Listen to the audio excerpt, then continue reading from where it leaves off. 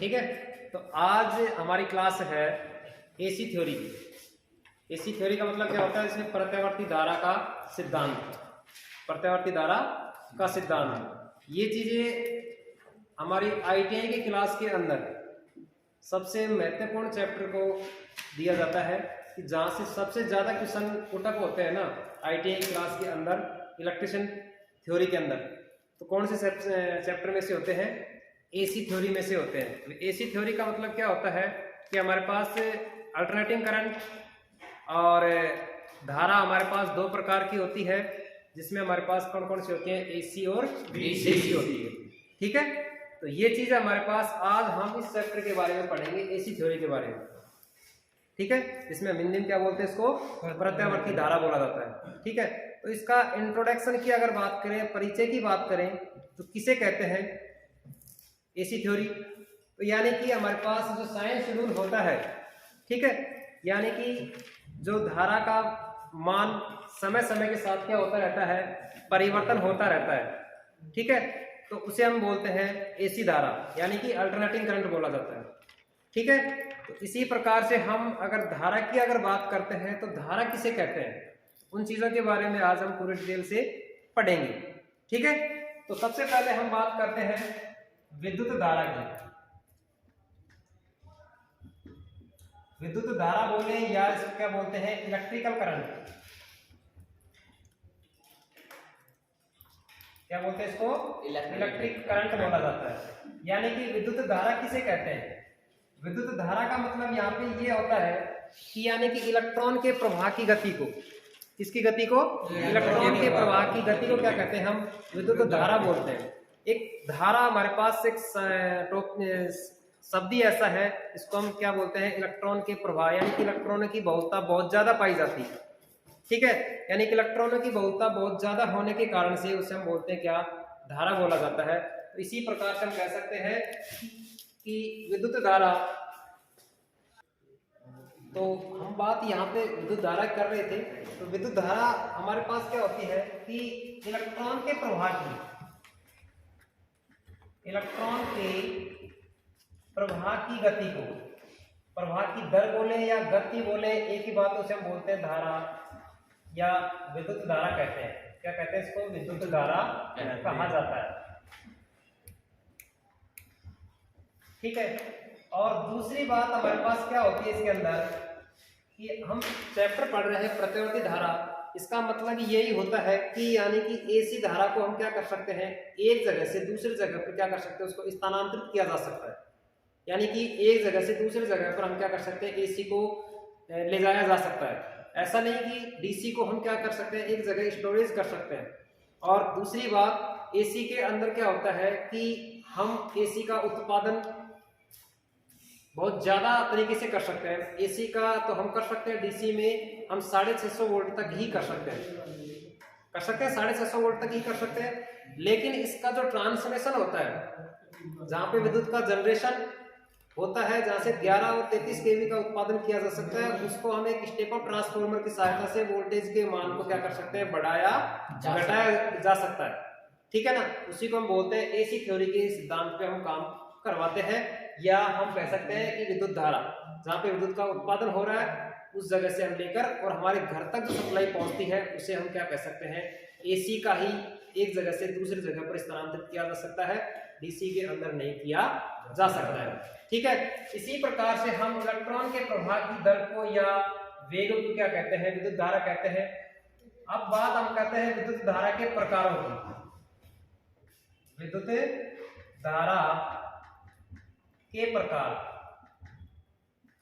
ये विद्युत धारा के जो प्रकार होते हैं, मुख्यतः कितने प्रकार होते हैं? 2 प्रकार के होते हैं। मुख्यतः कितने प्रकार के होते हैं? 2 प्रकार के होते हैं।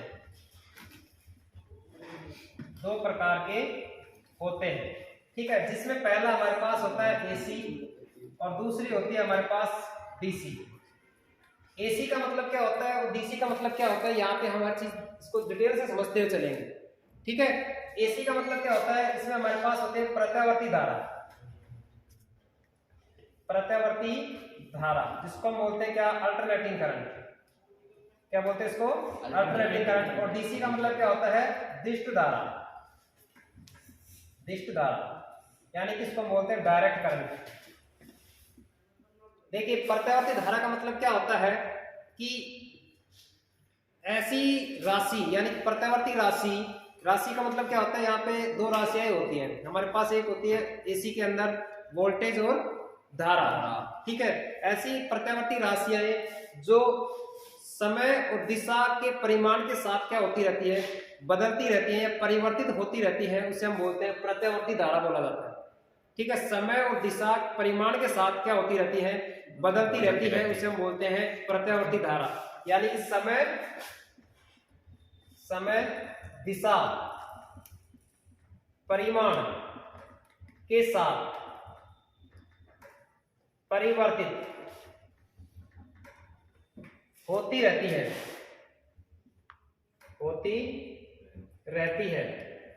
उसे हम बोलते हैं क्या, प्रत्यावर्ती धारा बोला। दूसरी बात, यहाँ पे एसी के अंदर या प्रत्यावर्ती धारा के अंदर अगर बात करते हैं तो जहां पे विद्युत का जनरेशन किया जाता है तो हमारे पास एसी जो आउटपुट प्राप्त होती है वो दो ही डिवाइसों से हमारे को प्राप्त हो सकती है, जिसमें हमारे पास दो डिवाइस कौन कौन से हो सकते हैं, जैसे हमारे पास एक होता है अल्टरनेटर, क्या होता है अल्टरनेटर, और एक होता है हमारे पास ऑसिलेटर आदि।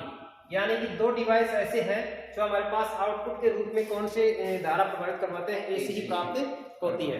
इसी प्रकार से हम डीसी की बात करते हैं तो डीसी क्या होती है, यानी कि समय और दिशा परिमाण के समय के साथ क्या नहीं होती है, परिवर्तित नहीं होती है, परिवर्तित नहीं होती है या नियत रहती है। समझ गए, दोनों चीज क्लियर है। यानी कि कहने का मतलब यहाँ पे डीसी के अंदर क्या होता है, समय और दिशा परिमाण समय के साथ परिवर्तित नहीं होता है, उसे हम बोलते हैं डायरेक्ट करंट या डीसी करंट बोला जाता है। एसी के अंदर तो हम क्या कर सकते हैं, उसको परिवर्तित किया जा सकता है, ठीक है। इसी प्रकार से अगर डीसी में बात करते हैं हम तो डीसी में क्या होता है कि जैसे हमारे पास जनरेटर होता है, जनरेटर से क्या कर सकते हैं हम, डीसी आउटपुट प्राप्त कर सकते हैं, ठीक है। डीसी आउटपुट कहां से होती है, जनरेटर से होती है। और दूसरी बात हमारे पास कहां से होती है, जैसे हमारे पास कौन सा होता है, छोटा डायनेमो जनरेटर बोला जा सकता है, छोटा जनरेटर, जिसको हम बोलते हैं डायनेमो बोलते हैं, क्या बोलते हैं इसको, डायनेमो बोला जाता है, ठीक है। तो ये चीजें हमारे पास कौन सी विद्युत धारा के प्रकारों की अगर हम बात कर रहे थे तो ये चीजें हमारे पास होती है, ठीक है। और इसी के अंदर दोनों की परिभाषाएं की ओनली है, हमारे पास क्या आती है, परिभाषा। अब इसके बारे में हम एसी के अगर प्रकार की बात करते हैं या भागों की बात करते हैं, हम एसी के प्रकारों की या भागों की बात करते हैं तो एसी के जो प्रकार है हमारे पास तीन भाग होते हैं। कितने भाग होते हैं एसी के? तीन भाग होते हैं, तीन भाग होते हैं। तो एसी के तीन भाग हमारे पास होते हैं कि जैसे एक होता है साइन वेव, ठीक है। एक तो क्या होता है हमारे पास साइन वेव, जिसको हम बोलते हैं ज्यातरंग, साइन वेव, ठीक है। और दूसरा होता है हमारे पास वर्गाकार वेव, ठीक है। और तीसरी होती है हमारे पास कौन सी, सॉटूथ वेव।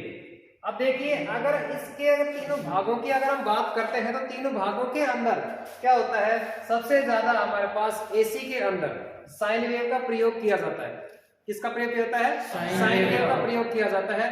क्यों किया जाता है? क्योंकि एक अल्टरनेटिंग करंट हमारे पास साइन वेव के तरीके पे काम करती है, ठीक है। अब जैसे इसकी अगर वेव की अगर मैं बात करता हूं तो वेव किस प्रकार से बनता है इसका, जैसे ये मान लिया कि ये हमारे पास यहां से यहां चला, ये हमारे पास इसका टाइम हो गया, ये इसकी राशियां होगी, धारा होगी, ठीक है। ये यहाँ से 0 स्टार्ट हुआ, यहाँ से यहाँ तक का जो बीच का जो गैप होता है हमारे पास राशियां चलती है यहाँ से, ठीक है। यहाँ से हमारे पास कौन सा हो गया यहाँ पे, और ये वाला हमारे पास हिस्सा, ये हमारे पास पॉजिटिव होता है, ये हमारे पास कौन सा होता है, नेगेटिव होता है। ये चीजें हमारे पास नेगेटिव और पॉजिटिव चलने के कारण से हमारे पास कौन सा वेव कहलाता है, यहाँ पे साइन वेव। देखो आपने घरों में देखा होगा कि जब सप्लाई आती है एक न्यूट्रल होता है और एक फेस होता है, होता है ना। अगर न्यूट्रल और फेस, अगर फेस फेस अगर दे दिया जाता है तो कोई उपकरण चलाने के लिए हम चल सकता है क्या? नहीं चलेगा, क्योंकि एक फेस से काम नहीं चलता है, और फेस के साथ हमारे क्या चाहिए?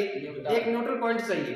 ठीक है, एसी के अंदर 2 टर्मिनल्स होते हैं। एसी के अंदर कितने टर्मिनल्स होते हैं? 2 टर्मिनल्स होते हैं, जिसको हम बोलते हैं फेज और न्यूट्रल बोला जाता है। और डीसी के अंदर क्या होता है? 2 टर्मिनल्स होते हैं, एक होता है धनायन यानी कि पॉजिटिव से नेगेटिव, समझ रहे हो, यानी धनात्मक और ऋणात्मक। और जब बैटरी की अगर बात करते हैं तो बैटरी के अंदर 2 टर्मिनल होते हैं, एक होता है एनोड का और एक होता है कैथोड का। ये अलग अलग प्रकार के होते हैं। ठीक है, तो ये हमारे पास इसके एसी के 3 भाग होंगे, sine wave, square wave, sawtooth wave. ठीक है, अगर इन तीनों की अगर वेव के हिसाब से अगर बात करते हैं हम, तो तीनों का वेव भी हम बना लेते हैं इसका, ताकि आप लोगों को बिल्कुल स्पष्ट तरीके से समझ में आ जाए कि साइन वेव क्या होता है, वर्गाकार क्या होता है और सॉटूथ का सिंबल कैसा होता है। ठीक है देखिए, साइन वेव का सिंबल हमारे पास ये इस प्रकार से हम बनाते हैं, जो हमने ये बनाया है। साइन वेव का जो सिंबल था हमने ये बनाया है, तो जैसे साइन वेव ये हम बना लेते हैं, ये वाला। ठीक है, ये हमारे पास कौन सा हो गया? साइन वेव का हो गया। ये इसकी धारा हो गई, और ये इसका यानी कि नेगेटिव से पॉजिटिव। और इसी प्रकार से अगर वर्गाकार की अगर बात करते हैं, वर्गाकार वेव की बात करते हैं नंबर 2 पे, तो वर्गाकार की जो स्ट्रक्चर होती है किस प्रकार से होती है? वर्गाकार यानी कि एक वर्ग के रूप में, जैसे इस प्रकार से बनाया, ठीक है, और दूसरी बात इस प्रकार चला, ऐसे चलता है। ठीक है, तो इस प्रकार से जो चल रही है वो कौन सा होता है? वर्गाकार होता है। सॉरी, ये वर्गाकार हमारे पास इस प्रकार से नहीं बनेगी। वर्गाकार हमारे पास इस प्रकार, ये सॉटूथ का बन गया। ठीक है, ये सॉटूथ का था। वर्गाकार हमारे पास सिंबल कैसे बनेगा? ये हमारे पास इस प्रकार से बनेगा। ठीक है, ये इसका क्या है? वर्गाकार। इसका टाइम हो गया, समय हो गया, 0 से स्टार्ट हुआ। ये इसकी राशि होगी, धारा या वोल्टेज। ठीक है, क्या बन गई? ये धारा और वोल्टेज। ये इसका यहाँ से स्ट्रक्चर यानी कि हमारे पास प्लस और माइनस के रूप में चलती है।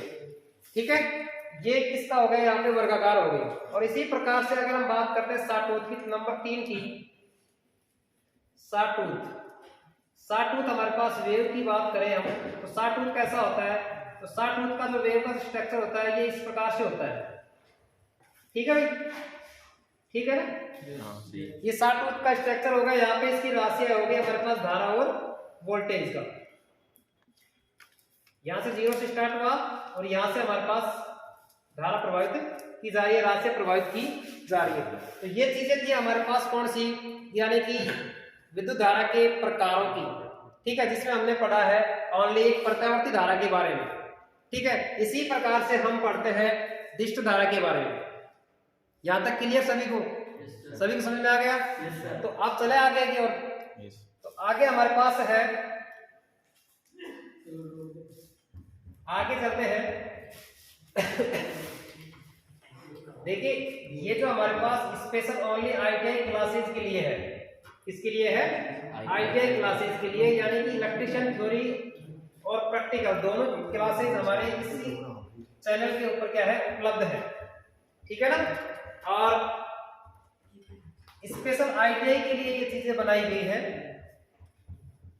और आगे आगे धीरे धीरे हम क्या बनाएंगे इसका एक, जैसे आप लोगों को पीडीएफ की अगर उपलब्ध हो ना, जैसे मान लिया कि अगर अपन ने चाहे क्लास जैसे पीडीएफ अगर तैयार मिलते हैं कि क्वेश्चन पेपर, वो चीजें भी आप लोगों को उपलब्ध हो जाएगी। ठीक है ना? अब हम आगे चलते हैं। कौन सा 2 नंबर है हमारे पास प्रकार, यानी कौन सा है? दिष्ट धारा। कौन सा है? नंबर 2 है दिष्ट धारा। दिष्ट धारा जिसको हम बोलते हैं डायरेक्ट करंट। Direct current. ठीक है, तो दिष्ट धारा का मतलब अब आप लोगों ने परिभाषा आप लोगों को बता दी, यानी कि वह प्रत्यावर्ती राशि, वह प्रत्यावर्ती राशि जो समय और दिशा परिमाण के साथ नहीं बदलती है। ठीक है, वह प्रत्यावर्ती राशि जो समय और दिशा परिमाण के साथ क्या नहीं होती है? नहीं बदलती है, उसे हम बोलते हैं दिष्ट धारा। ठीक है, या लिख देते हैं दोबारा, वह राशि जो समय व दिशा के परिमाण के साथ क्या नहीं होती है, साथ नहीं बदलती है, नहीं बदलती है, उसे हम कहते हैं विशिष्ट धारा को बताता है, विशिष्ट धारा कहते हैं। ठीक है, आप लोग मतलब ऐसी बात नहीं, क्योंकि हम इस चैप्टर के ऊपर इतना फोकस क्यों कर रहे हैं, क्योंकि आईटीआई की जो पेपर होते हैं ईयरली के हिसाब से सिलेबस आधा नहीं होता है, आधा ही मानो आप एक सिलेबस के अंदर, यानी कि इलेक्ट्रिशियन थ्योरी के अंदर हमारे पास कितने चैप्टर होते हैं, 19-20 चैप्टर होते हैं। उनमें सबसे ज्यादा इंपॉर्टेंट जो मेन भूमिका जो निभाता है ना, वो एसी थ्योरी ही निभाती है, क्योंकि इसके अंदर जो मार्क्स है वो सबसे ज्यादा है। ठीक है, छोटे छोटे क्वेश्चन यहीं से बनते हैं, जो बड़े क्वेश्चन तो हो सकता है आपके ट्रांसफॉर्मर में मिल जाएंगे आप लोगों को। ठीक है ना, तो ये चीजें यहाँ पे होगी कि वह राशि जो समय और दिशा के परिमाण के साथ नहीं बदलती, उसे हम बोलते हैं दिष्ट धारा। दिष्ट धारा अगर भागों की अगर बात करते हैं, सिंबल की अगर बात करते हैं ओनली दिष्ट धारा की, तो दिष्ट धारा हमारे पास सिंबल क्या होता है, डायरेक्ट करंट चल रही है ना, ये चीजें चलती है यहाँ से, इसका टाइम हो गया और यहाँ से इसका 0 हो गया, ये इसकी राशि होगी धारा या वोल्टता। ठीक है, धारा और वोल्टता, ये इसकी डायरेक्ट क्या है, डायरेक्ट करंट की डीसी सप्लाई है। अगर मैं इसके डायरेक्ट भागों की अगर बात करते हैं, भागों की अगर बात करते हैं, यानी डीसी के भाग, दिष्ट धारा के भाग, जैसे हमने पढ़ा कि एसी के अंदर के 3 भाग थे, उसी प्रकार से डीसी के अंदर भी कितने भाग हैं, 3 ही भाग हैं, जो हमारे पास कौन से हो गए। जैसे पहला था हमारे पास प्योर डीसी, यानी कि शुद्ध डीसी, शुद्ध डीसी धारा। अब देखिए शुद्ध डीसी का मतलब क्या होता है, यानी कि प्योर डीसी, यानी कि हमारे पास बैटरी के अंदर जब सप्लाई दी जाती है, यानी प्योर डीसी हमारे पास एक पावरफुल सप्लाई होती है। क्या होती है, पावरफुल सप्लाई होती है, उसे हम किसके रूप में, या डीसी पावर के रूप में इसको बांटा गया है। उसी प्रकार से हमारे पास जो दूसरा है परिवर्तनीय, परिवर्तनीय दिष्ट धारा, परिवर्तनीय दिष्ट धारा, यानी कि कहने का मतलब यहाँ पे परिवर्तनीय का मतलब क्या होता है कि यानी कि डीसी सप्लाई को हम क्या नहीं कर सकते, परिवर्तन नहीं किया जा सकता है। ठीक है, और दूसरी बात डीसी की जो उत्पादन होता है वो कितना वोल्टेज होता है, 650 वोल्टेज होता है। कितना होता है, 650 वोल्टेज से ज्यादा हम क्या नहीं कर सकते, इसका उत्पादन नहीं किया जा सकता है। ठीक है ना, कितने वोल्टेज से ज्यादा नहीं कर सकते हम, 650। और इसी प्रकार से एसी का जो उत्पादन होता है हमारे पास कितना, 11 केवी में भी कर सकते हैं और 33 केवी में भी इसका उत्पादन किया जा सकता है। क्योंकि हाई वोल्टेज उत्पादन करने के लिए कौन सी सप्लाई का प्रयोग करेंगे, हम एसी सप्लाई का ही प्रयोग करेंगे। ठीक है, इसी वजह से डीसी का ओनली एक स्टोरेज के रूप में इसका प्रयोग किया जा सकता है। ठीक है, नंबर 3 था हमारे पास, पहला था शुद्ध डीसी धारा, और दूसरा था परिवर्तनीय दिष्ट धारा, और तीसरा है इसका पल्सेटिंग। कौन सा है, पल्सेटिंग, पल्सेटिंग धारा। अब ये जो पल्सेटिंग जो धारा होती है, यानी कि जो ट्रैक्शन के रूप में इसका प्रयोग किया जाता है, ट्रैक्शन का मतलब यानी कि भारी सामान उठाने के लिए इस सप्लाई का प्रयोग किया जाता है। कौन सी सप्लाई का, डीसी सप्लाई का। ठीक है, तो ये हमारे पास थे विद्युत धारा और विद्युत धारा के प्रकार, जो हमारे पास एसी थ्योरी की हम बात कर रहे हैं। ठीक है, तो इसी प्रकार से हम आगे चलते हैं नेक्स्ट टॉपिक की तरफ। तो जैसे इसके बाद में हमारे पास आता है इसकी अवगुणों की अगर बात करते हैं, तो अवगुणों को भी हम एक टॉपिक के हिसाब से अगर हम इसको देख लेते हैं, ठीक है, उसको समझा दिया जाता है। ठीक है, तो हम चलते हैं इसके अवगुण, यानी कि डीसी की अपेक्षा एसी के अवगुण। ठीक है, डीसी की अपेक्षा एसी के अवगुण। हमने दोनों टॉपिक क्लियर हो गए आज, सभी के समझ में आ गया। पीछे मोहित, यस सर। तो चलते हैं आगे की तरफ,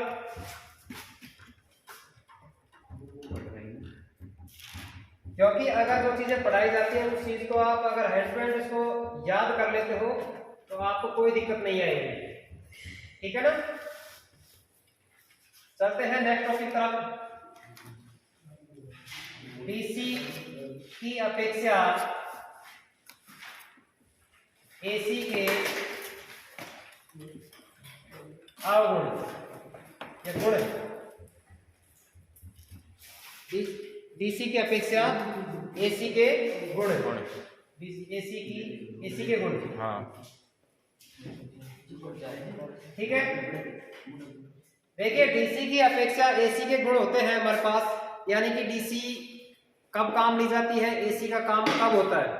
ठीक है भाई, कहने का मतलब यहाँ पे ये है कि गुण के साथ अवगुण भी चलते हैं, जिसके साथ अच्छाई है उसके साथ बुराइयां भी है।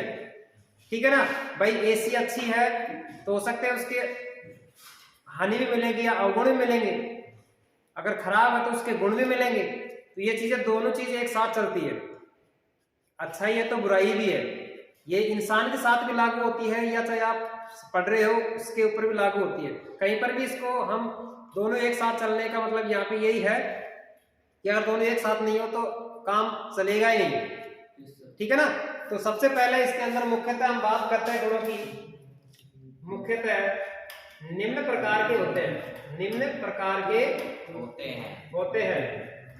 देखिए आप लोगों को चीज समझ में आनी चाहिए। ठीक है ना, अगर मान लो कोई चीज समझ में नहीं आए तो पूछ सकते हैं आप। तो पहला इसमें मुख्यतः हम प्रकारों की अगर बात करते हैं तो इसमें क्या होता है, निम्न लागत पर पारेषण। ठीक है, निम्न लागत पर पारेषण,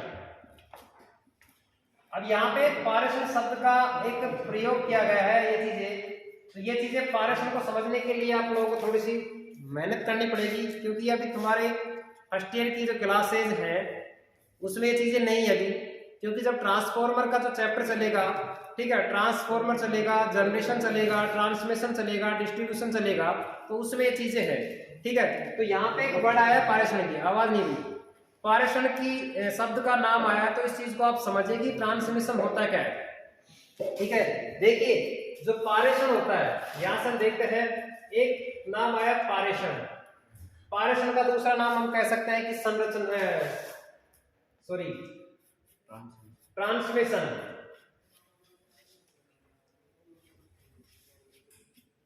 ठीक है, एक होते हैं संचरण, ये किसका नाम है, इस पारेषण के नाम है। ठीक है, देखिए यहां पे हमारे पास सबसे पहले आता है जनरेशन, जिसको हम बोलते हैं उत्पादन। क्या बोलते हैं इसको, उत्पादन। एक होता है पारेषण, एक होता है हमारे पास वितरण, और एक होता है उपभोक्ता।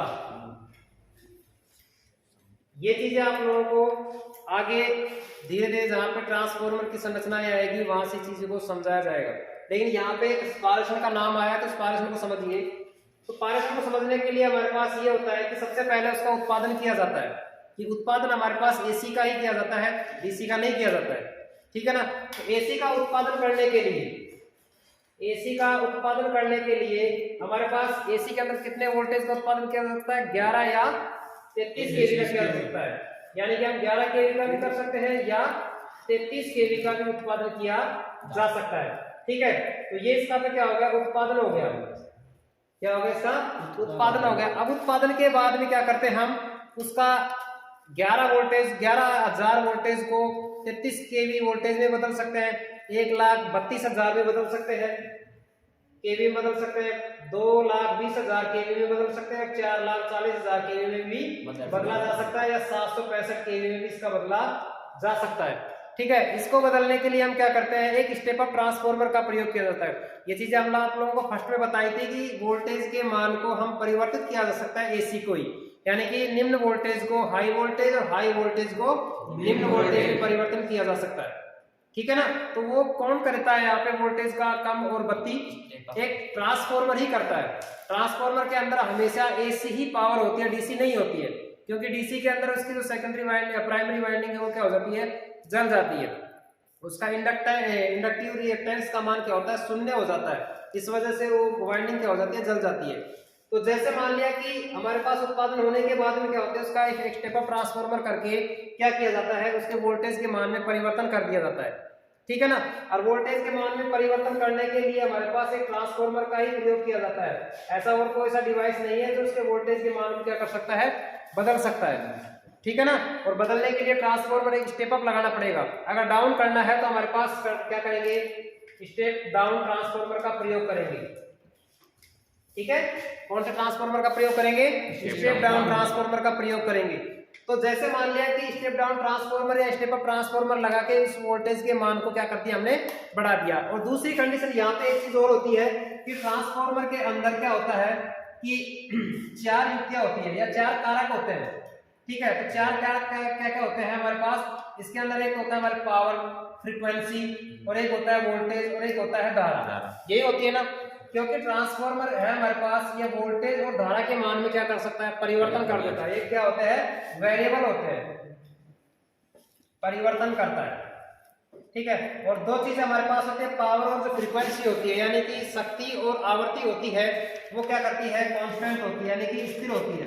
ट्रांसफॉर्मर हमेशा पावर और फ्रीक्वेंसी को कभी भी नहीं बदलता है, क्योंकि वोल्टेज और धारा के मान को ही क्या करता है, परिवर्तन करता है, ठीक है। क्या करता है, धारा और वोल्टेज के मान को ही परिवर्तन करता है। उसी प्रकार से जैसे मान लिया कि वोल्टेज के मान में क्या कर दिया, उसको परिवर्तन कर दिया, कम था तो उसको बढ़ा दिया, ज्यादा था उसको कम कर दिया। अब जैसे मान लिया कि हमारे घरों में जो सप्लाई आती है वो कौन सी आती है, 11 kV आती है, उसको स्टेप अप ट्रांसफार्मर की सहायता से उसको क्या कर लिया गया, कम कर लिया गया। और कम करने के बाद में क्या कर दिया, उसको डिस्ट्रीब्यूट कर दिया गया, यानी कि वितरण कर दिया गया, डिस्ट्रीब्यूशन कर दिया गया, उसको क्या कर दिया गया, वितरण कर दिया गया, हमारे घर तक पहुंचा दिया गया, ठीक है। वो किसके रूप में पहुंचाया, एक फीडर के रूप में पढ़ाया गया, ठीक है। किसके रूप में, फीडर के रूप में उसको बांटा गया है। और फीडर के रूप में बांटने से हमारे घर की जो सप्लाई है, यानी ट्रांसफार्मर तक पहुंच रही है, और वो ट्रांसफार्मर से और घर तक जो पहुंच रही है वो हमारे पास कौन सी लाइन होती है, सर्विस लाइन होती है। कौन सी लाइन होती है, सर्विस लाइन है।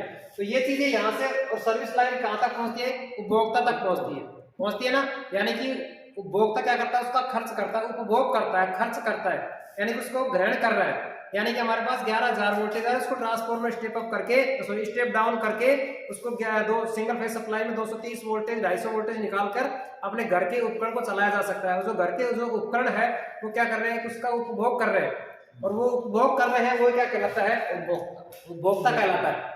क्लियर ये चीजें। तो यहाँ पे ट्रांसमिशन का हमने ये चीज यहाँ से निकल के आता है कि निम्न लागत पर पारेषण, यानी कि जो ट्रांसमिशन होता है उसका जो खर्च होता है वो बहुत ही कम होता है, निम्न लागत के रूप में इसको ट्रांसमिशन किया जा सकता है। ये डीसी की सप्लाई होती है तो यहाँ पे ट्रांसमिशन की जो लागत है वो क्या हो जाती है, बढ़ जाती है। क्लियर। तो यहाँ पे हमारे पास क्लियर हो गई चीजें कि इसकी जो लागत होती है कैसी होती है, एसी की डीसी की अपेक्षा एसी की लागत कैसी होती है, कम होती है, ठीक है ना। और जैसे इसमें हम तारों की अगर बात करते हैं, तार में हमारे पास कौन कौन से यूज कर सकते हैं, हम एल्यूमिनियम के और कॉपर के यूज करते हैं, ज्यादातर तो एल्यूमिनियम का ही प्रयोग किया जाता है, ठीक है। उसकी तन्यता के हिसाब से अगर बात करते हैं तो नंबर 2 हमारे पास आता है कौन सा, उच्च वोल्टेज पर उत्पादन, उच्च वोल्टेज पर उत्पादन। देखिए हमने अभी थोड़ी देर पहले आप लोगों को बताया था कि हम इसका वोल्टेज का जो उत्पादन है एसी का सबसे ज्यादा करते हैं, डीसी का नहीं करते ना। तो हम एसी की वोल्टेज क्या कर सकते हैं, उसके मान में क्या कर सकते हैं, उत्पादन किया जा सकता है, यानी कि हाई वोल्टेज के ऊपर उसका जनरेशन किया जा सकता है। इसका मतलब, इस टॉपिक का मतलब क्या है कि उच्च वोल्टेज पर उत्पादन, उच्च का मतलब क्या है, पे हाई वोल्टेज, यानी 33,000 वोल्टेज का क्या कर सकता है, एक उत्पादन किया जा सकता है, ठीक है। नंबर 3 सरल वोल्टेज परिवर्तन, सरल वोल्टेज परिवर्तन। देखिए इसका मतलब क्या है, सरल वोल्टेज परिवर्तन का मतलब कि यानी कि हम कह सकते हैं कि एसी को डीसी में आराम से उसको बदला जा सकता है, समझ गए। परिवर्तन का मतलब उसको एक्सचेंज किया जा सकता है, यानी कि एक जगह से दूसरी जगह पर उसको आराम से लिया जा सकता है, उसके अंदर कोई दिक्कत नहीं आएगी, परिवर्तन आराम से कर सकते हैं। जैसे मान के चलो कोटा में विद्युत का जनरेशन किया जा रहा है, कोटा से घर तक, अपने घर तक पहुंचने में आराम से उसको लाया जा सकता है, उसमें कोई दिक्कत नहीं। अगर डीसी होती तो उसकी दिक्कत आती है, ठीक है। तो एसी के अंदर उसका परिवर्तन आराम से वोल्टेज में, क्या हाई वोल्टेज के परिवर्तन हम सरलता से किया जा सकता है, ठीक है ना। नंबर 4 हमारे पास है सरल उपकरण संरचना, सरल उपकरण संरचना। देखिए डीसी की जो संरचना थोड़ी सी कठिन होती है और एसी की संरचना कैसी होती है, थोड़ी सरल होती है। जैसे जो संरचना बनाई जाती है ट्रांसफार्मर की ले लो आप, ठीक है, चाहे आप एसी साइन की वेव की ले लो आप, ठीक है, चाहे किसी भी प्रकार की हो, एसी के अंदर आराम से उसका स्ट्रक्चर आराम से सरलता से बनाया जा सकता है। ऐसा नहीं कि डीसी के अंदर जो सरलता आसानी से नहीं बन पाती है, उसके लिए कुछ थोड़ा सा कठिन परिश्रम करना पड़ता है आपको, ठीक है। क्यों? क्योंकि वहां पे एक स्टोरेज की भी अगर बात करते हैं तो बैटरी के रूप में होता है। जैसे अपने हर सारे के सारे उपकरण किसमें चलते हैं? एसी के अंदर चलते हैं। तो एसी को डीसी में बदलने के लिए कुछ अलग से डिवाइस लगाने पड़ेंगे, तो वो चीजें हमारे लिए सरल नहीं है ना। तो एसी के अंदर हम उसकी संरचना आराम से बनाई जा सकती है, ठीक है। और इसके बाद नेक्स्ट लास्ट टॉपिक है इसका, सरलता से डीसी में परिवर्तन कर सकते हैं। सरलता से, आसानी से डीसी में परिवर्तन, सॉरी, सरलता से डीसी में परिवर्तन। देखिए ये चीजें, ये जो हमारे पास ये था, उसी प्रकार से 5वां नंबर का टॉपिक है। तो यानी कि सरलता से हम क्या कर सकते हैं उसको डीसी में। अब देखो आप लोगों को पता है कि एसी को डीसी में बदलने के लिए किस प्रकार के डिवाइस का प्रयोग किया जाता है? रेक्टिफायर का प्रयोग किया जाता है। तो हम रेक्टिफायर की सहायता से क्या कर सकते हैं? एसी को डीसी में परिवर्तन किया जा सकता है, कर सकते हैं ना। उसी प्रकार से हम क्या करते हैं? सरलता से परिवर्तन कर सकते हैं। एक छोटा हमने डायोड लाके, डायोडों की सहायता से भी क्या कर सकते हैं? हम उसके एसी को डीसी में बनाया जा सकता है। ब्रिज बनाकर बना सकते हैं ना, अपने घर पे भी कर सकते हैं ये चीजें। आप 4 डायोड लेके आएंगे, 4 डायोडों को हम क्या करेंगे? उसको बनाएंगे ब्रिज के रूप में। तो ब्रिज के रूप में हम 2 टर्मिनल को देंगे एसी सप्लाई, और 2 को आउटपुट में क्या निकालेंगे? डीसी सप्लाई निकालेंगे। तो हम डायोडों की सहायता से भी क्या कर सकते हैं? अपने घर बैठे आराम से उसका परिवर्तन किया जा सकता है। तो इस प्रकार से हमारे पास ये क्या था? डीसी की अपेक्षा एसी के गुण। इसी प्रकार से डीसी की अपेक्षा एसी गुण तो थे, तो जो हमारे पास उसके साथ क्या क्या चलते हैं? अवगुण भी चलते हैं, ठीक है। तो ये हमारे पास अवगुणों की भी अगर बात कर लेते हैं हम, तो अवगुण हमारे पास क्या थे? इसमें पहला था हमारे पास मुख्यतः सीमित चुंबकीय प्रभाव। सीमित चुंबकीय प्रभाव, सीमित चुंबकीय प्रभाव। देखिए इसका मतलब क्या होता है कि अवगुणों के अंदर, एसी के अंदर सबसे कम चुंबक बनती है, फ्लक्स का जो मान होता है वो कम बनता है डीसी की अपेक्षा। क्यों? क्योंकि इसके अंदर क्या होता है? साइन वेव में क्या होता है? विद्युत धारा का मान परिवर्तन होता रहता है ना, एक बार प्लस में जाता है और एक बार माइनस में आता है। तो इसी प्रकार से चुंबक एक बार बनती है फिर छोड़ती है, एक बार बनती है फिर छोड़ती है। तो ये चीज हमारे पास एक सीमित लिमिट के हिसाब से क्या बनती है? एक मैग्नेट बनती है, फ्लक्स बनती है। अगर मान के चलो किसी जनरेटर के अंदर आर्मेचर घुमाया जा रहा है, ठीक है, और घुमाने के बाद में अगर आर्मेचर को अगर मैं कभी एक बार तो बढ़ा दूं और एक बार कम कर दूं, एक बार बढ़ा दूं एक बार कम कर दूं, तो उसमें भी क्या होगा? इसके फ्लक्स के मान में परिवर्तन होगा ना। तो जैसे एक बार तो चुंबक ज्यादा बन जाएगी, एक बार कम बनेगी, फिर उसको बढ़ाया तो ज्यादा बनी है, फिर उसके बाद में क्या हुआ? कम हुआ। तो वो चीज एक चीज है, एसी के अंदर उसका चुंबकीय मान का ऐसा होता है, सीमित होता है, तो उसका चुंबक का मान क्या बनता है? कम बनता है, ठीक है। ये इसके क्या हो गए? अवगुण माना जाता है इसका, एसी का, ठीक है। तो नंबर 2 इसके अंदर क्या होता है? उच्च पैरावैद्युतिक सामर्थ्य, उच्च पैरावैद्युतिक सामर्थ्य वाले,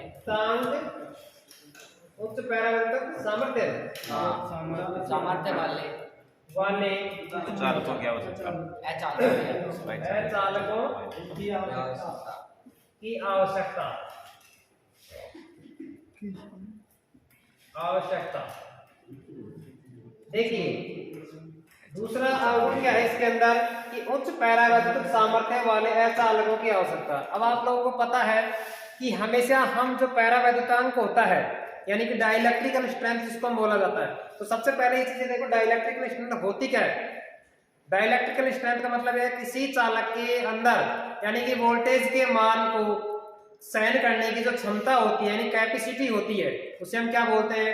डाइलेक्ट्रिकल स्ट्रेंथ बोला जाता है, यानी कि हाई पैरावैद्युतिक सामर्थ्य बोला जाता है। और एक चीज होती है कि डाइलेक्ट्रिकल स्ट्रेंथ की जो इकाई होती है, इकाई की अगर बात करते हैं, इकाई क्या होता है? किलो वोल्ट प्रति mm में इसको क्या किया जाता है? मापा जाता है, ठीक है। और ध्यान रखना कि जो कुचालक होता है, कुचालकों की जो डाइलेक्ट्रिकल स्ट्रेंथ होती है 30 किलो वोल्ट प्रति mm, सॉरी क्या होती है? 30 किलो वोल्ट प्रति mm में इसको मापा जाता है। क्योंकि हमने क्या लिखा है कि उच्च पैरावैद्युतिक सामर्थ्य की जो डाइलेक्ट्रिकल स्ट्रेंथ होती है सबसे ज्यादा होती है, आवश्यकता क्या होती है, ज्यादा होती है। तो हम जो कुचालकों की सबसे ज्यादा जो रबड़ होता है, अब्रक होता है, कुचालक होता है, तो उसकी जो डाइलेक्ट्रिकल स्ट्रेंथ होती है वो कैसी होती है, 30 किलोवोल्ट प्रति एमएम होती है।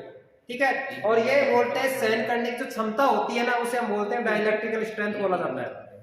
प्रत्येक कुचालक की जो सहन करने की क्षमता, जैसे मान लिया कि मेरे पास ये है, ये कुचालक मान लिया आपने, तो इस कुचालक के अंदर कितने वोल्टेज सहन करने की क्षमता होगी, 30 किलो। कितनी भी हो सकती है, जरूरी नहीं है मैं 30 मान रहा हूँ, लेकिन कुचालक की 30 होती है। जैसे मान लो मेरे पास ये था, इस कुचालक की डाइलेक्ट्रिकल स्ट्रेंथ कितनी है, सहन करने की क्षमता होती है ना, उसे हम बोलते हैं पैरावैल्यूटिक सामर्थ्य।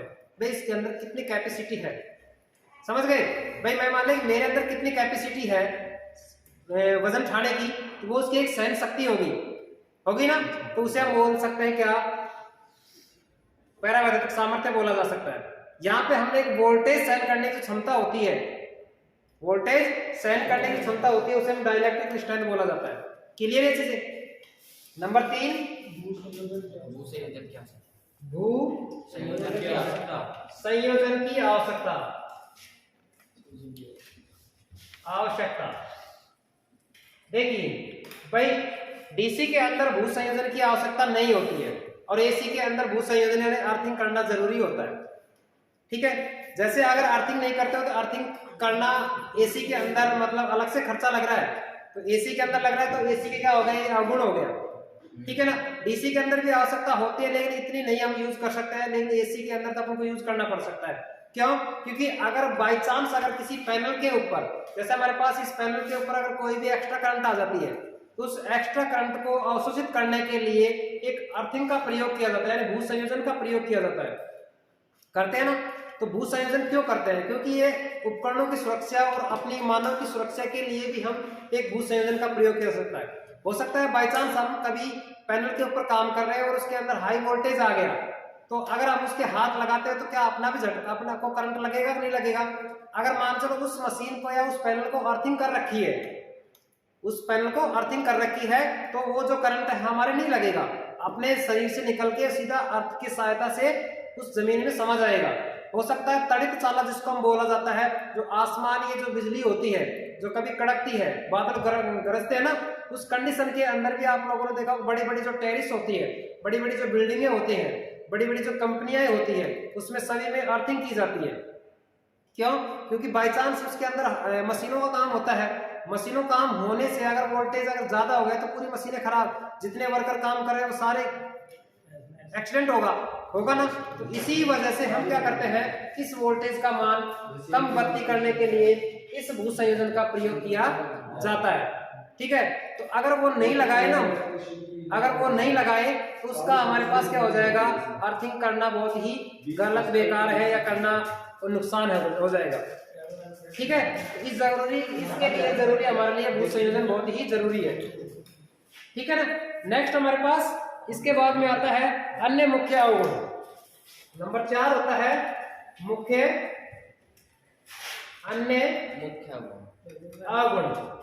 भाई देख लो, इसके अलावा अगर कोई भी एक्स्ट्रा वाई, ठीक है, इसके अलावा कोई भी चीजें हो सकती है, हमारे मुख्य अन्य अवगुणों के अंदर ये चीजें आती है। ठीक है, इसके अंदर हमारे पास क्या होगा कि जैसे एसी के द्वारा हम धातु का शोधन या इलेक्ट्रोप्लेटिंग, बैटरी चार्जिंग ये नहीं कर सकते हम। ठीक है, समझ रहे मेरी बात को। धातु शोधन यानी कि धातु का शुद्धिकरण करना, इलेक्ट्रोप्लेटिंग जिसको हम बोलते हैं, ठीक है, बैटरी चार्जर, ये चीजें हम डीसी के अंदर एसी के अंदर नहीं कर सकते हैं ना, तो उसे नहीं करते हैं। तो ये किसके मुख्य अवगुणों के अंदर आते हैं, एसी की अपेक्षा डीसी में ही आते हैं, एसी में ही आते हैं डीसी की अपेक्षा। ये था हमारे पास डीसी की अपेक्षा एसी के गुण और अवगुणों की अगर बात करें तो। ठीक है, यहां तक क्लियर। अब चलते हैं नेक्स्ट, यानी कि एसी संबंधित पदों की बात करते हैं। अब पद कौन कौन से हैं, जो चीजें हम पढ़ेंगे आज। अब ये यहां से स्टार्ट होता है कि जितने भी हमारे पास वहां से क्वेश्चन बनते हैं,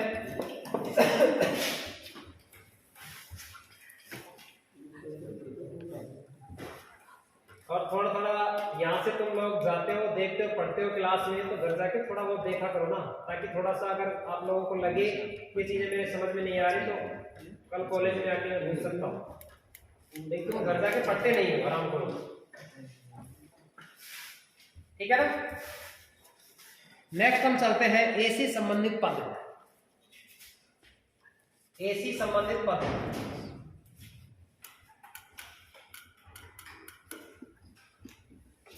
ए से संबंधित पद। देखो ये चीजें हमने ये प्लेटफॉर्म तैयार किया तो पढ़ने के लिए किया है, मजाक मतलब वैसे मनोरंजन करने के लिए नहीं बनाया गया, ठीक है।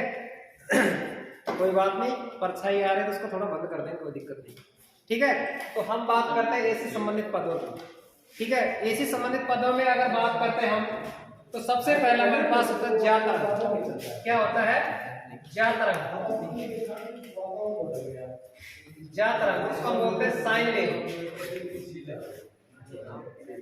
Sine wave. अब देखिए साइन वेव क्या होता है। साइन वेव की अगर बात करते हैं हम, तो प्रत्यावर्ती धारा यानी कि अल्टरनेटिंग करंट अथवा या प्रत्यावर्ती राशियों की अगर बात करते हैं, ज्यावक्र तरंग, प्रत्यावर्ती राशियां। अब राशियों की बात करते हैं तो धारा और वोल्टेज, धारा और वोल्टेज। प्रत्यावर्ती राशियां यानी कि धारा और जो वोल्टेज होता है उसके अंदर यानी कि फेज कोणों का जो मान होता है, ठीक है, क्या होता है? फेज कोणों का जो ज्या तरंग जो मापी गई माप होता है, क्षेत्र होता है, एरिया होता है, उसे हम क्या बोलते हैं? ज्यावक्र तरंग बोला जाता है, ठीक है। और जो भी इसका जो प्रभाव हमारे को दिखाई देता है वो ज्यावक्र के प्रभाव भी हमारे को इस साइन वेव के प्रभाव से ही दिखाई देता है, ठीक है। तो साइन वेव के प्रभाव हमारे को कहां से दिखता है? ज्यावक्र से ही दिखाई देता है, ठीक है। तो इसी प्रकार से जो मान का जो अक्ष को तैयार किया गया होता है, ठीक है, यानी कि कहने का मतलब यहाँ पे है कि वह प्रत्यावर्ती राशियां जो उसके फेज कोणों के आधार पर एक वक्र तैयार यानी वक्र क्षेत्र का वक्र तैयार करने का जो एरिया है उसको हम क्या कहते हैं? ज्या तरंग कहा जाता है। ये ज्या तरंग ही का प्रभाव ही हमारे को साइन वेव दिखाई देता है, ठीक है ना। ये साइन वेव कहलाता है। इसी प्रकार से नंबर 2 आता है हमारे पास चक्र, चक्र या साइकिल। जैसे साइकिल चलाते हो, साइकिल की जो रिम होती है ना, उसी प्रकार से, यानी कि वह प्रत्यावर्ती राशि, वह प्रत्यावर्ती राशि जो एक सेकंड क्या होता है? 1 सेकंड के अंदर लगाए गए चक्रों की संख्या, वह प्रत्यावर्ती राशि जो 1 सेकंड के अंदर लगाए गए चक्रों की संख्या क्या कहलाती है? साइकिल कहलाती है या चक्र कहलाती है। राशि जो 1 सेकंड के अंदर लगाए गए चक्रों की संख्या कहलाती है, ठीक है। अब देखिए कि वह राशि जो वोल्टेज और धारा का जो मान होता है वो 1 चक्र के अंदर, 1 सेकंड के अंदर जितना चक्कर लगा के आती है उसे हम क्या कहते हैं? साइकिल कहा जाता है। और साइकिल एक चक्कर पूरा करने के लिए कितना डिग्री का एंगल बनाती है? 360 डिग्री का एंगल बनाती है। जो साइकिल होती है, साइकिल एक चक्कर पूरा करने में, जो 360 डिग्री का क्या बनाती है? कोण बनाती है। क्या बनाती है? 360 डिग्री कोण, या बोले हम इसको 2 पाई बोल सकते हैं। क्या बोल सकते हैं इसको? 2 पाई का कोण बनाती है। क्लियर? एक कोण 180 डिग्री का है तो 2 कोण कितने हो गए? 180 360 डिग्री हो गए। तो इसी प्रकार से कितने डिग्री का बनाती है? यहाँ पे 360 डिग्री का कोण बनाती है। तो अगर चक्कर की अगर बात करते हैं, सेकंड हो गया, इसमें होता है सेकंड में होता है। तो ये चीजें थी हमारे पास ज्या तरंग और चक्र, इसको हम साइन वेव बोल सकते हैं या साइकिल बोला जा सकता है, बोल सकते हैं। इसी प्रकार से नंबर 3 है आवर्ती। आवर्ती या बोलेंगे इसको फ्रीक्वेंसी। फ्रीक्वेंसी, अब फ्रीक्वेंसी किसे कहते हैं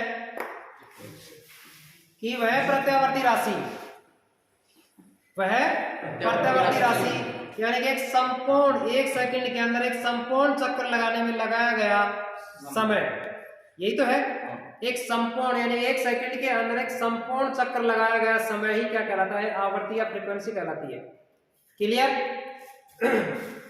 यानी कि एक संपूर्ण चक्र की बात कर रहे हैं यहाँ पे। संपूर्ण का मतलब पूरा चक्र, 1 सेकंड के अंदर लगाया गया समय, 1 सेकंड के अंदर लगाए गए समय में पूर्ण चक्र लगाने का जो समय होता है वो क्या कहलाता है, आवर्ती कहलाती है, चक्रों का समय। ठीक है, अब देखिए कि आवर्ती को हम किससे प्रदर्शित करते हैं, ऐप से प्रदर्शित किया जाता है या ऐप से दर्शाया जाता है, दर्शाया जाता है। ठीक है, और जो ऐप से दर्शाने के बाद में इसकी जो इकाई होती है, फ्रीक्वेंसी की जो इकाई होती है क्या होती है, हर्ट्ज होती है। हर्ट्ज बोले या चक्कर प्रति सेकंड बोले, चक्कर प्रति सेकंड बोले, बात वही है। ठीक है, अब इसी प्रकार से अगर हम बात करते हैं तो इसको हम ऐप से डिनोट करते हैं। तो जैसे ऐप बराबर क्या होता है, 1/t होता है। ठीक है, बातें नहीं हुई। F बराबर क्या होता है, 1/t होता है, यानी कि F के व्युत्क्रमानुपाती क्या होता है, उसका आवर्तकाल होता है, इसको हम टाइम पीरियड बोला जाता है। ठीक है, तो ये हमारे पास क्या होगी कि जैसे मान लिया कि आवर्ती बराबर 1/आवर्तकाल। ठीक है, 1/आवर्तकाल, यहां तक क्लियर है। उसी प्रकार से हम अगर आप बात करते हैं आगे आवर्तकाल की, आवर्तकाल की अगर बात करते हैं,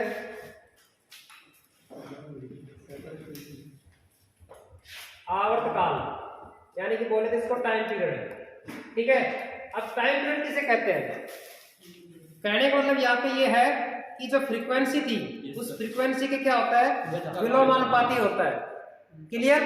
यानी कि जो फ्रीक्वेंसी जो 1 सेकंड के अंदर जितना समय लगाया गया है वो आवर्ती कहला रही थी, तो उसके अंदर क्या होगा, आवर्तकाल के अंदर कि जैसे एक संपूर्ण चक्कर यानी जो राशि थी जो 1 सेकंड के अंदर एक संपूर्ण चक्कर लगा रही थी वो नहीं लगा पाती है, तो वो क्या कहलाती है, हमारे पास एक आवर्तकाल कहलाएगी। ठीक है, तो आवर्तकाल को हम क्या कहते हैं कि इसको टी से दर्शाया जाता है, टी से दर्शाया जाता है। ये हम कह सकते हैं कि ये आवर्ती का विलोमानुपाती होता है, विलोमानुपाती होता है। ठीक है, ये किसका विलोमानुपाती होता है, आवर्ती का विलोमानुपाती होता है, इसे टी से दर्शाया जाता है। तो हमारे पास टी बराबर क्या होगा, 1/f होगा। ठीक है, तो टी क्या है यहाँ पे, आवर्तकाल है, आवर्तकाल बराबर 1/आवर्ती। ठीक है, तो हम इसको कह सकते हैं क्या कह सकते हैं, इसकी इकाई क्या बोल सकते हैं इसको, सेकंड। क्या आवर्तकाल की जो इकाई होती है क्या होगी, सेकंड, सेकंड होती है। ठीक है, तो ये थी हमारे पास आवर्ती और आवर्तकाल, चक्र और ज्यातरण। ठीक है, तो ये 4 टॉपिक हमारे लिए सभी के समझ में आ गया, क्लियर पीछे? तो नेक्स्ट चलते चले, फिर चीजों को समझते रहिए। अगर कोई चीज समझ में नहीं आए तो पूछ लेना।